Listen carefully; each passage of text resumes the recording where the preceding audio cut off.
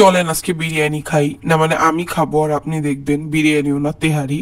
তো প্রথমে কি করবেন, একটা মাংস নিবেন, তারপরে অল্প একটু লেবু চিপড়াবেন, তারপরে একটা বড় লোকমা দিয়ে মুখে দিবেন, সাথে দিবেন এক কামড় শসা। যখন দেখবেন মজা লাগতেছে তখন এই সেম প্রসেস আরেকবার খাবেন।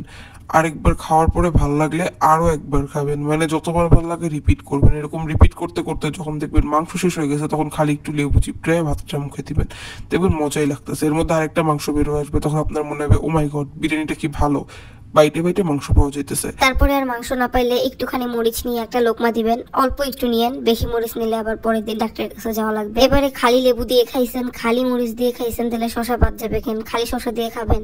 তারপরে একবার লেবু দিয়ে শশা দিয়ে খাবেন, মানে মাংস যেহেতু নাই, মুখরে যতভাবে ইউনিক টেস্ট দেওয়া যায় আপনি দিবেন। এরকম করতে করতে হঠাৎ দেখবেন আপনার মনে পড়ে যাবে যে আপনি বাঙালি, তখন আপনি ফ্রিজ থেকে আগের দিনে রান্না করা শুটকি বের করে নিয়ে আসবেন। সেই শুটকি দিয়ে প্রথম বাইট মুখে দেওয়ার পর আপনার মনে হবে ও মাই গড কি খাইলাম, তখন আবার একটু লেবু চিপে আরেক লোকমা মুখে নেবেন।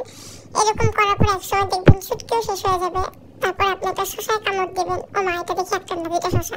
এরকম করতে করতে শেষ পাতে দেখবেন আর কিচ্ছু বাকি নেই, তখন চালগুলা খালি খালি খাওয়ার পরে আপনি আবার একটু শুটকি নিবেন, তখন মনে হবে ইস আর একটু বিরিয়ানি হলে ভালো হইতো। মনের ওসব দুষ্টু কথা শোনা যাবে না, পেটের কথাই আসল কথা। এরকম করার পর একসময় যখন পুরা প্লেট খালি হয়ে যাবে তখন শেষ পাতে একটা গ্যাস্ট্রিকের ওষুধ খেয়ে একটা ঘুম দিবেন। Bye bye.